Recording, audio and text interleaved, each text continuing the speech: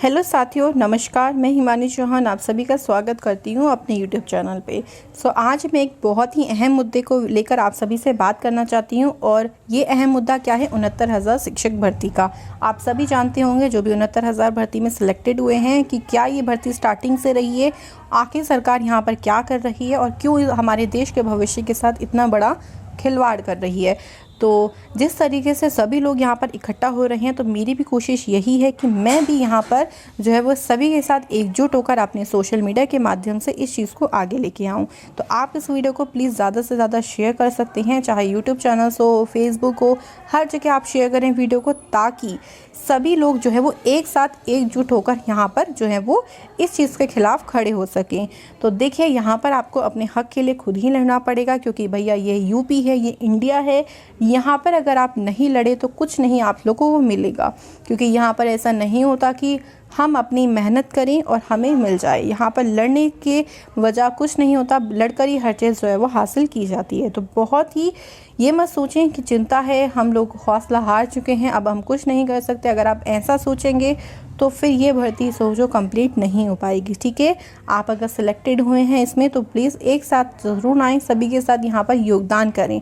आप देख ही रहेंगे कितने ज़्यादा बच्चे धरना प्रदर्शन कर रहे हैं, भूख हड़ताल पर बैठे हैं। अगर हम उनके सपोर्ट में नहीं आएंगे तो फिर उनका जो इतना सपोर्ट अभी तक चल रहा है, इतना जो वो भूख हड़ताल कर रही हैं, इतना वहाँ पर हमारे लिए प्रदर्शन कर रही हैं, हम सभी के लिए, वो व्यर्थ हो जाएगा सभी का।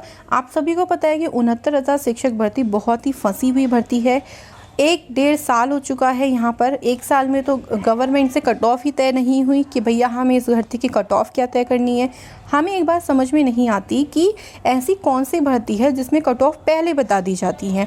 आप अगर एसएससी का एग्ज़ाम दे रहे हो, आप अगर यूपीएससी का एग्ज़ाम दे रहे हो, रेलवे का एग्ज़ाम दे रहे हो, तो हमेशा कट ऑफ बाद में तय होती है। अगर आपको पता हो तो कट ऑफ कि कब तय होती है कि कितने बच्चे ने क्लियर किया है। अगर ज़्यादा बच्चे यहाँ पर अच्छे मार्क्स लेके आते हैं तो कट ऑफ हमेशा हाई पहुँचती है, अगर आप बाकी एग्ज़ाम से तुलना करें तो। ठीक है, क्योंकि आप लोग भी शिक्षक भर्ती को ऐसा बनाते जा रहे हैं जैसे कि ये यूपीएससी का एग्ज़ाम हो, तो फिर सारी चीज़ें अकॉर्डिंग टू वही करें ना। चलिए कोई बात नहीं। 1 साल तक बच्चों ने यहाँ पर धरना किया कि सेफ कट ऑफ 60-65 की भर्ती की कट ऑफ 60-65 होनी चाहिए, क्योंकि इतनी कट ऑफ इस एग्ज़ाम के लिए सही नहीं है। अगर आप कम कट ऑफ करते हैं तो यहाँ पे भेदभाव हो जाएगा, जो यहाँ पे ज़्यादा नंबर लेके आए हैं। वो भी गवर्नमेंट ने उस पर 1 साल तक केस चलाया, क्यों? सिर्फ और सिर्फ भर्ती को आगे बढ़ाने के लिए। ये डिसीज़न अगर गवर्नमेंट लेना चाहती तो 1 से 1.5 महीने में भी ले सकती थी, लेकिन ऐसा नहीं हुआ। वहाँ पे भी गवर्नमेंट ने 1 से लेकर 1.5 साल तक लगा दिया। चले कोई बात नहीं, आपने लगाया, लास्ट कट ऑफ आपने 60-65 तय करी। फिर आया क्वेश्चंस पे नंबर बढ़ाने का। भाई आपसे क्लियर ही नहीं हुआ कि क्वेश्चन पे कैसे नंबर बढ़ाने हैं। पहली बात तो आप ऐसा पेपर सेट ही क्यों करते हो जिसमें क्वेश्चंस गलत हों। आपने इतने क्वेश्चंस गलत करे लेकिन नंबर आपने कहीं और बढ़ा दिए, उस पर भी धरना प्रदर्शन हुआ लेकिन कुछ नहीं हुआ। उसके बाद इसके बाद भी आपका मन नहीं भरा, तो आपने कट ऑफ के बाद भैया 69,000 की लिस्ट दे दी, काउंसलिंग डेट दे दी, फॉर्म भरवा लिया। जब आपने इतना कुछ करवा दिया तो स्टे क्यों लगाया? अगर नंबर वाली चीज़ें तो पहले से भी चल रही थी, आपने पहले कुछ नहीं देखा। आपने स्टे किस दिन लगाया? जिस दिन बच्चे काउंसलिंग के लिए चले गए।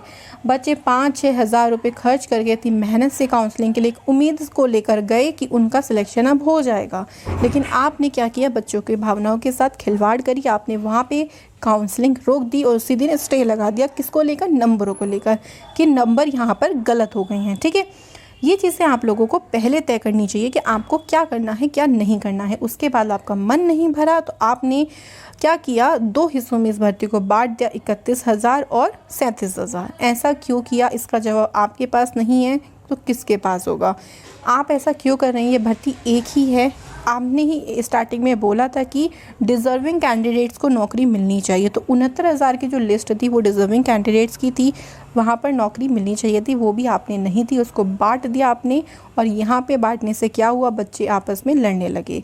तो आपसे सिर्फ मेरा इतना ही निवेदन है कि इस भर्ती को 2 हिस्सों में ना बांटें, क्योंकि 2 हिस्सों में बांटने से कम गुणांक वाले बच्चे की भी कोई गलती नहीं है कि उनका नंबर आया है, और ज़्यादा गुणांक वाले बच्चों की भी कोई गलती नहीं कि उनका नंबर नहीं आया है।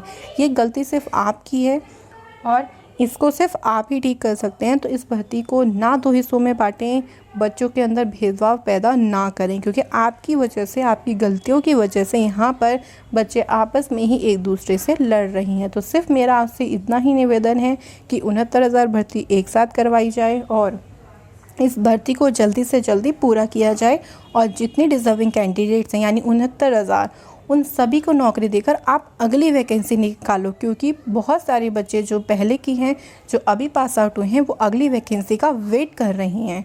आप कब निकालोगे अगली वैकेंसी? 5 साल होने को जा रही हैं, आप 2 वैकेंसी पूरी नहीं कर पाए। ये बहुत ही शर्मनाक बात है आपके लिए और आपकी गवर्नमेंट के लिए। मेरा आपसे यही निवेदन है और मेरा बच्चों से भी यही निवेदन है, अभ्यर्थियों से जितने 69,000 हैं, कि इस भर्ती में आप लोग एकजुट रहें, आपस में ना लड़ें, क्योंकि बच्चों इसमें कोई किसी की गलती नहीं है। ठीक है, मैं भी एक 69,000 कैंडिडेट्स हूँ जो 37,000 में हूँ, तो इसलिए मैं भी आप सभी से निवेदन करती हूँ कि किसी के प्रति ईर्ष्या की भावना ना रखी एंड प्लीज़ इस वीडियो को शेयर करें ज़्यादा से ज़्यादा। बस मेरा मेन मोटिव ये है कि मैं सपोर्ट करना चाहती हूँ जो बच्चे वहाँ पर हमारे लिए धरना प्रदर्शन कर रहे हैं, भूख हड़ताल पर बैठी हैं। मैं अपने सोशल मीडिया के माध्यम से इस चीज़ को शेयर करना चाहती हूँ ताकि हम लोग एकजुट होकर गवर्नमेंट दबाव बना सकें और गवर्नमेंट यहाँ पर इस भर्ती को जल्दी से पूरा करवा सकें। धन्यवाद।